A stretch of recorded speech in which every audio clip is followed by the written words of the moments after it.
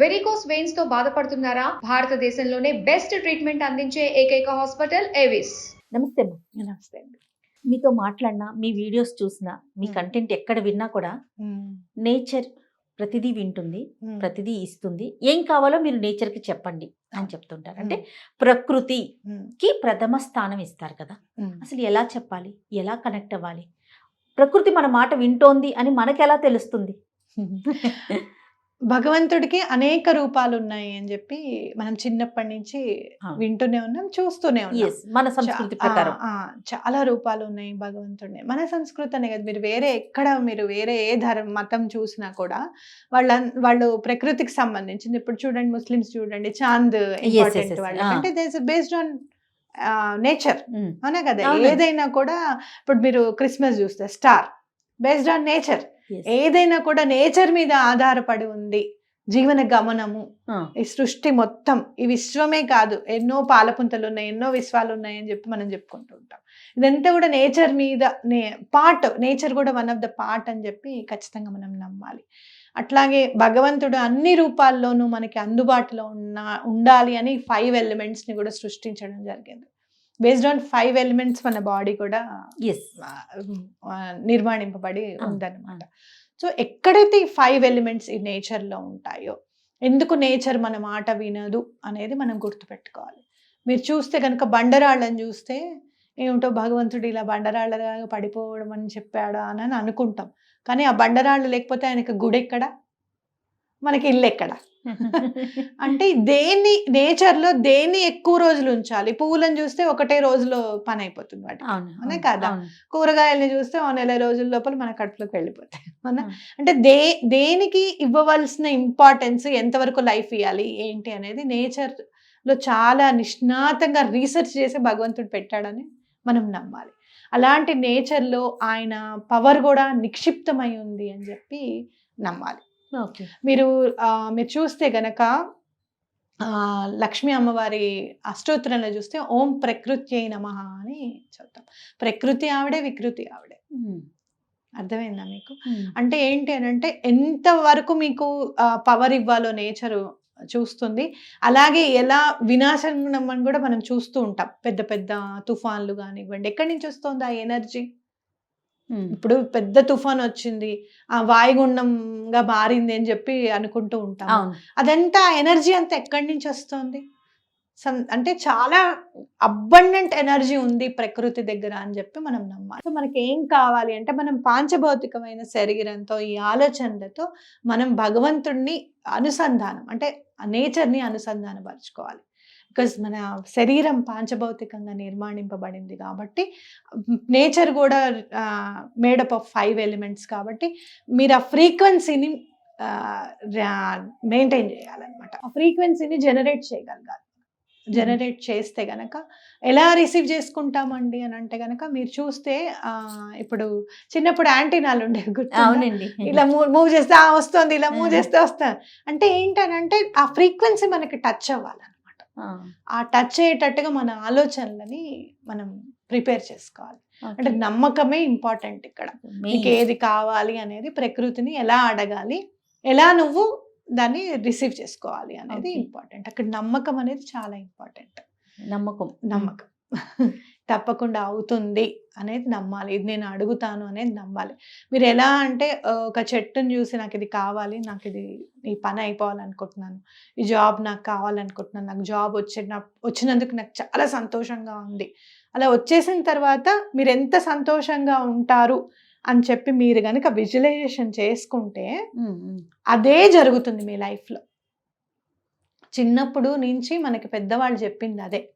బియ్యం నిండుకున్నాయండి అనండి, పసుపు కుంకుమ తీసుకురావాలి అని అనకండి, అవునా. అలాగే మీరు ఏదన్నా శుభకార్యానికి రాస్తే ముందు పసుపు కుంకుమ పువ్వులను రాయండి. రాసేటప్పుడు కూడా 1, 2 అని రాయొద్దు, లాభం అని రాయండి ఫస్ట్ సరుకులు రాసేటప్పుడు, అవునా కదా. అంటే ఏంటంటే పాజిటివిటీని ఇన్కల్కేట్ చేశారు మనలో అన్నమాట, ప్రతిదీ కూడా. కాబట్టి అలా మనం నేచర్ నుంచి వచ్చిన కూడా పాలు తొక్కకు లక్ష్మీ స్వరూపం అని పెరుగు సాయంత్రం తోడివ్వక ఎవరికి ఉంచు, లేదని అనద్దు, మనం ఏది కూడా లేదు అని అనకూడదు అని చెప్తూ నిండుకుంది అని అనాలి అని అంటుంటారు. అంటే పాజిటివిటీని మనం ఇన్కల్కేట్ చేసుకోవడం. అదే పాజిటివిటీని నేచర్తో మీరు మాట్లాడేటప్పుడు నా దగ్గర ఇది ఉంది అని చెప్తే తప్పకుండా అది మీ దగ్గర ఉంటుంది. అండ్ నేచర్కి తెలిసిన ఒకే ఒక్క భాష గ్రాటిట్యూడ్ చూపించడం. పూజ అయిపోయిన వెంటనే 10 మందికి భోజనం పెట్టాలి అని చదువుతూ ఉంటాం మనం. వ్రతం బుక్స్లో మనం ఎంత ఇదిగా అంటే మన తెలివంతా కూడా దాంట్లో ఉపయోగిస్తాం. వ్రతం బుక్స్ ఒక 8 పంచి పెట్టండి అని అంటే వాడికి 8 బుక్కులు అమ్ముడుపోతాయని అంటాం. అవునా? కాదది. ఆ బుక్లో కనీసం 8 మందిలో ఒక్కళ్ళు ఆ పూజ చేసుకొని ఫలితం పొందితే, అరే బలన్న జయ గారు ఇచ్చారండి, శ్రాంతి గారు ఇచ్చారు, నాకు చాలా అవసరం ఉన్నప్పుడు నా చేతికి బుక్ అందింది కదా అని అనుకుంటే అది ఆ ఆశీర్వాదమే మీకు అందుతుంది. అద్భుతం. అనే కాదా? అంటే కాయిన్ కి ఎప్పుడు ఒక వైపే ఆలోచిస్తాం, రెండో వైపు ఆలోచించాం. 8 రూపాయలు పెట్టి బుక్ కొనకపోతే ఆ ప్రింటింగ్ వేసిన వాడికి బోదా? అదే కదా, బోలెడు ఉంటుంది. ఎంతో కొంత లేని ఆ బిజినెస్ లోకి అయితే రాడుగా. అవునా కాదా? సో మనం ఎప్పుడు కూడా పాజిటివ్ గా ఆలోచించడం అనేది చాలా ఇంపార్టెంట్. అంటే గ్రాటిట్యూడ్ నేను ఎప్పుడు కూడా వీడియో చేసేటప్పుడు అనుకుంటానే, ఒక్కళ్ళు కనెక్ట్ అయినా చాలు మనకి అని అనిపిస్తుంది నాకు. ఇట్లా చాలా మంది కనెక్ట్ అవ్వడం జరిగింది. నేచర్తో మమేకమై నేచర్తో మాట్లాడండి. జస్ట్ వాటర్తో మాట్లాడండి. మీరు వాటర్ని పట్టుకొని నాకు ఇది కావాలి, నాకు ఇది అందినందుకు నాకు చాలా సంతోషంగా ఉంది అని చెప్పి ఆ వాటర్ నెమ్మదిగా కూర్చొని తాగండి. ఒక 2-3 డేస్లోనే, చిన్న పని అయితే కనుక 2-3 డేస్లో తప్పకుండా అవుతుంది. వాటర్ మేనిఫెస్టేషన్స్ చాలా బాగా పనిచేస్తాయి. కానీ ఇక్కడ ధర్మబద్ధం అనే మాట మీరు పదే చెప్తుంటారు కదా. ధర్మబద్ధంగా ఉండాలి. ఇప్పుడు ఒక్కటి గుర్తుపెట్టుకోండి, ఏదైతే నువ్వు ఇస్తావో అదే నీ దగ్గరకు వస్తుంది. ద్వేషం కూడా ఉండద్దు, కోపం కూడా ఉండద్దు అని ఎందుకు చెప్తారు అని అంటే, ఏదైతే నువ్వు కోపం ఎదుటి వాళ్ళ మీద చూపిస్తున్నావో ఆ కోపమే నువ్వు కూడా అనుభవించవలసి వస్తుంది ఖచ్చితంగా. సో వాళ్ళని వదిలేసండి. మీకు ఎవరైనా ఎనిమి ఉన్నారనుకో, నాకు ఎవరైనా ఎనిమి ఉంటే నేను మర్చిపోతా వాళ్ళని, అసలు ఆ మనిషినే మర్చిపోవటం, డిలీట్ చేసేస్తాను నా డేటాబేస్లో నుంచి. వాళ్ళు ఎవరో కూడా నాకు గుర్తుండదు, వాళ్ళ గురించి నేను ఆలోచించను ఎప్పుడు కూడా. నన్ను అంటారు, నేనంత మోసం చేశారు కదా, నీకు ఎప్పుడు అనిపించదా, నీకెప్పుడు వాళ్ళు గుర్తుకు రారా అంటే నేను చెప్తాను, గుర్తుకు రావాలి అని అంటే ఒక 2 నిమిషాలు వాళ్ళ కోసం కేటాయించాలి. నా టైం చాలా విలువైంది. ఆ 2 నిమిషాలు వాళ్ళ గురించి ఎందుకు? శ్రీపాదరాజన్ చరణం ప్రపద్యాన్ని ఆయన తలుచుకుంటా, వాళ్ళని ఎందుకండి తలుచుకోవడము? అవసరమే లేదు. భగవంతుడికి వదిలేయండి వాళ్ళని. ఇప్పుడు ఏ శిక్ష వేయాలి, ఎలా అనుభవింపజేయాలి అనేది సకల చరాచర సృష్టిని సృష్టించిన వాడు సర్వాంతర్యామి, ఆయనకి ఇంకా బాగా తెలుసు. ఆయన ఏం వేయాలనుకుంటారో వేయనియండి, అసలు వేయద్దు అనుకుంటే మరీ మంచిది, ఆయన ఇష్టం. అంతే కదా. మనం ఎవరం అంటారా? మనం ఎవరం? అండ్ ఐ ఫీల్ దట్ వాళ్ళొక టూల్స్, నా కర్మను నేను అనుభవించడానికి they are the tools. Let it be. Okay, అంత కష్టపడకపోతే ఈ దారిలోకి అసలు వచ్చేదాన్ని కాదేమో, అట్లానే ఉండిపోయేదాన్నేమో ఇంట్లోనే. అంటే ఇప్పుడు దీనివల్ల నీకు ఇంట్లోనే ఉండిపోతే అదేమన్నా ప్రాబ్లమా అంటే అది కాదు కదా. నేచర్ గురించి తెలుసుకోవడం, భగవంతుడి గురించి ఇంకెక్కువ తెలుసుకోవడం, 10 మందికి చెప్పే స్థాయిలో ఉండటం, అది కదండి చాలా ఇంపార్టెంట్ కదా. అది భగవంతుడు. అంటే వాళ్ళు ఇదంతా రావడానికి వాళ్ళు నన్ను బాధ పెట్టినదే పునాదిగా ఉంది అని నా గట్టి నమ్మకం.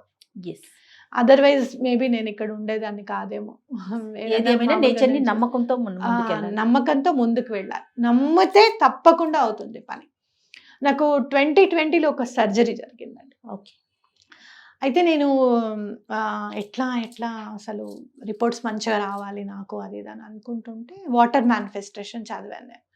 అప్పుడు నేను ఒక 2 గాజు కప్పులు తీసుకొని వాటికి పేపర్ రాసి వాటిని అతకబెట్టి ఒక 5 minutes ఎవరు ఈ రూమ్లోకి రాకండి అని చెప్పడం. ఎందుకు అని అంటే మనం ఏదైనా చేసేటప్పుడు ఏమన్నా ఇవన్నీ అని ఎవరన్నా అన్నారనుకో, మనలో ఉన్న కాన్ఫిడెన్స్ తగ్గిపోతుంది, వాళ్ళ మీద కోపం వస్తుంది. ఇవన్నీ ఎందుకని ఒక 5 minutes ఎవ్వరు ఈ రూమ్లోకి రావద్దు అని చెప్పుకొని, నన్ను ఎవరు డిస్టర్బ్ చేయొద్దు అని చెప్పి అలారం కూడా పెట్టుకొని, అంటే ఒక 2 glasses of water పెట్టుకొని, this is the current situation, this I want the situation want to be అనేది పెట్టుకొని ఈ సిచ్యుయేషన్లోకి మార్చుకొని వాటర్ తాగాను నేను. మీకు తెలుసా, నేను అనుకున్నట్టే రిపోర్ట్ వచ్చింది. నార్మల్గా ఉండాలి అని నేను అనుకున్నాను. డాక్టర్స్ మేబీ చెప్పలేము ఏదైనా రావచ్చు ఏదైనా కావచ్చు అని అనడం. ఆ సిచ్యుయేషన్ నన్ను ఎంత హెల్ప్ చేశాడంటే భగవంతుడు, దాని గురించి మనం ఒక ఎపిసోడ్ Definitely. నిజంగా భగవంతుడి మీద నమ్మకం అనేది అసలు వచ్చేస్తుంది ఎవరైనా వింటే గనుక. నా జీవితంలో జరిగింది అనమాట. So definitely. అట్లా మనం మేనిఫెస్ట్ చేసుకోవడం, మనకి ఏది కావాలి అనేది నీ కోరిక నువ్వే నిర్మించుకోవాలి, ఇంకెవరో కాదు అని గట్టిగా మనం నమ్మాలి. రైట్. డెఫినెట్గా అమ్మా. Thank you so much. నమస్తే. నమస్తే.